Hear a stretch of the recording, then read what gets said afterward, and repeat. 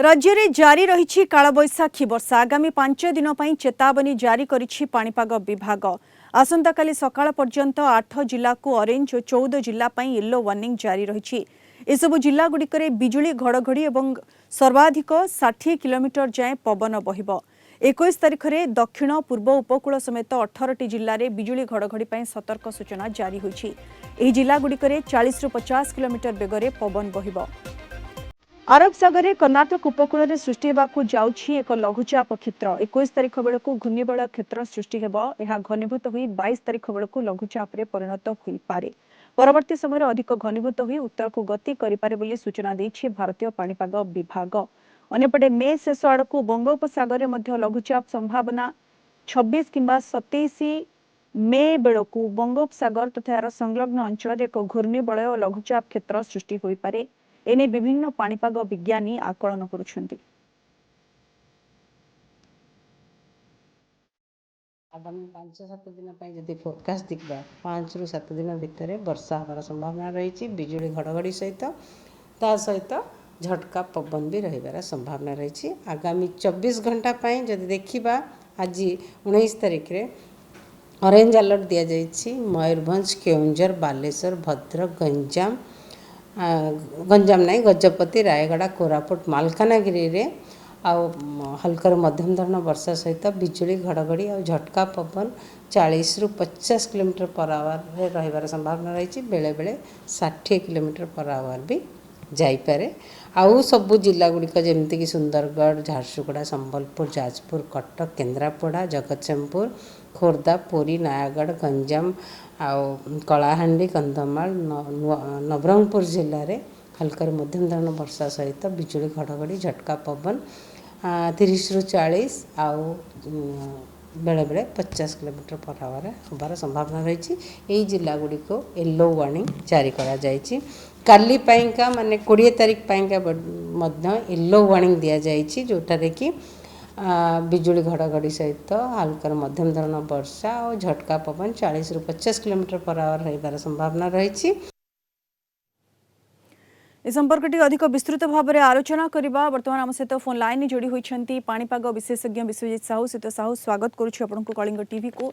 ये कालबैशाखी वर्षा जारी रही आगो को केते दिन एभली भाव में कालबैशाखी वर्षा जारी रहबो, केउ सबु जिला विशेष भाव में प्रभावित होबार संभावना रही। सीत साहू नमस्कार। प्रथम तो देखिए वर्तमान आम जो वर्षा लक्ष्य करा वायु चलाचल असंगति प्रभाव रे ही आम कालबैशाखी जनता वर्षा जारी रही।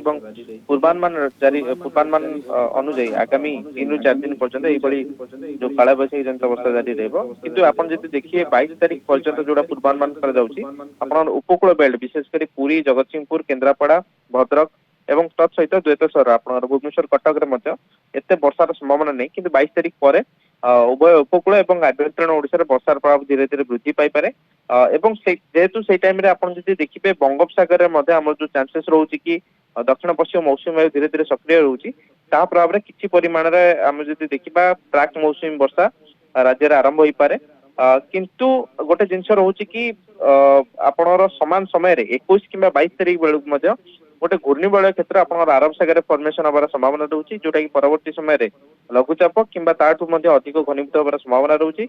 एवं तत्सहित 26 किंबा 27 तारिख बेलू एका संगरे डबल लघुचाप देखा दे पारे कि जेमति आपण मध्य कहिले आरब सागर रे घूर्णिबलय आशंका रही बंगोपसागर रे समान टाइम बेलू से मे 25 परे घूर्णिबलयर संभावना रही। एका संगरे लघुचाप सृष्टि हुई पारे कि डबल लघुचाप। सीत साहू निश्चित रूप वर्तमान जब देखिए पाणीपाग परिस्थिति कुहाऊँगी आमर साधारणतः जब देखिए आप मे प्रथमार्धरे जो सिस्टम गुड़िक फर्मेशन होता है मुख्यतः भाव दक्षिण बंगोपसागर फर्मेशन होता है। जमीक आप फनी, आम्पान से जो सिस्टम फर्मेशन होता किंतु चलित वर्षर जब सिस्टम देखिए से पाखापाखि मे मास शेष सप्ताह बेलू फर्मेशन होची, जहाँ प्रभाव में जो सिस्टम फर्मेशन चांसेस रोचे से पूर्व केन्द्रीय बंगोपसागर जोटा कि म्यांमार संलग्न अंचल रही सेठी फर्मेशन हो पारे, जहाँ प्रभाव में बेसी सी ट्रावेल जोटा आम कहूचे बेसी मिलबनी। किंतु गोटे आम कहीपर आशंका रही कि 26 किंबा 27 तारिख बेलू गोटे घूर्णिबलय किंबा लघुचापर संभावना रही, जहाँकि आपंकर से बांग्लादेश किंबा पश्चिम बंग मुहां हबार यथेष्ट अधिक संभावना रोचे। किंतु यह प्रभाव में जब देखिए आपंकर ଭଲ ବର୍ଷା ହେବାର ସମ୍ଭାବନା ରହିଛି ମେ ଶେଷ ସପ୍ତାହ ବେଳକୁ। କିନ୍ତୁ ଗୋଟେ ଜିନିଷକୁ ଆମେ ବର୍ତ୍ତମାନ ପାଇଁ ଏଡେଇ ଦେଇ ଯାଇପାରିବା କି ଏହା ଅଧିକ ଘନୀଭୂତ ନ ହେଇପାରେ, କାରଣ ଯଦି ଦେଖିବେ ଯେହେତୁ 25-26 ବେଳକୁ କିମ୍ବା ବର୍ତ୍ତମାନ ମଧ୍ୟ ଦେଖିବେ ବଙ୍ଗୋପସାଗରରେ ମୌସୁମୀ ବାୟୁ ସକ୍ରିୟ ରହିଛି, ତା ପ୍ରଭାବରେ ଆପଣଙ୍କର ଯୋଉ ଉପର ଏବଂ ତଳ ବାୟୁମଣ୍ଡଳରେ ଯୋଉ ବାୟୁ ଚଳାଚଳ ପ୍ରଭାବ ରହିଛି ସେଇଟା ଟିକେ ଅଧିକ ରହିବ, ଯୋଉଟା କି ସେ ସିଷ୍ଟମକୁ ବେଶୀ ଘନୀଭୂତ ହେବାକୁ ଦେବ ନାହିଁ। କିନ୍ତୁ ଆମେ ଗୋଟେ ଜିନିଷ କହିପାରିବା କି 26 ପରଠାରୁ ଆପଣଙ୍କର ଯୋଉ ଲଘୁଚାପଟି ଫର୍ମେସନ ହବ ସେଇଟା ଆପଣଙ୍କର ଭଲ ବର୍ଷା କରାଇବ, ଉତ୍ତର ଏବଂ ଉପକୂଳ ଓଡିଶାରେ ମଧ୍ୟ ଭଲ ବର୍ଷା କରାଇବାର ସମ୍ଭାବନା ରହୁଛି।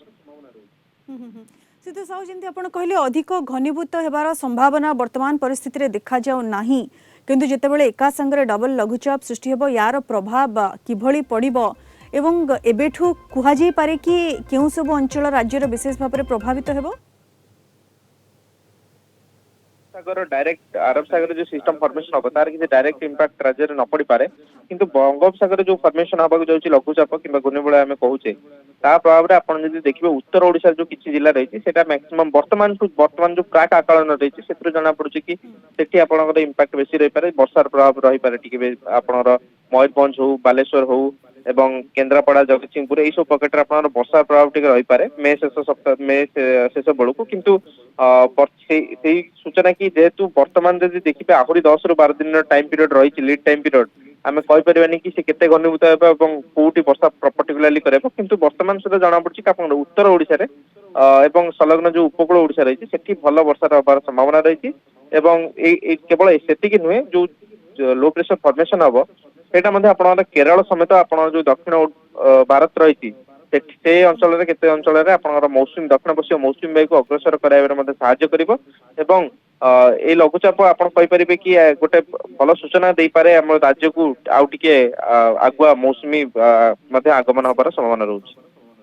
बहुत बहुत धन्यवाद सिद्ध साहू, विस्तृत भाव में आम सहित आलोचन सामिल होइथिबारु। एका संगरे दुईटी लघुचाप संभावना रही, गोटे अरब सागर और गोटे बंगोपसागर। तेबे दुईटी लघुचाप विशेष घनीभूत न हो पारे, तेबे यही लघुचाप प्रभाव रे राज्य भल वर्षा पाइब बोली जहाँ वर्तमान सुधा पूर्वानुमान करा जाय पारे। अन्यपटे कालबैशाखी वर्षा जारी रही, आहुरी 4 ରୁ 5 दिन एभली भाव में कालबैशाखी वर्षा विभिन्न स्थान में राज्यर जारी रहिबो। आसंता काली पर्यंत 8टी जिल्ला को ऑरेंज वार्निंग जारी करा जायछि।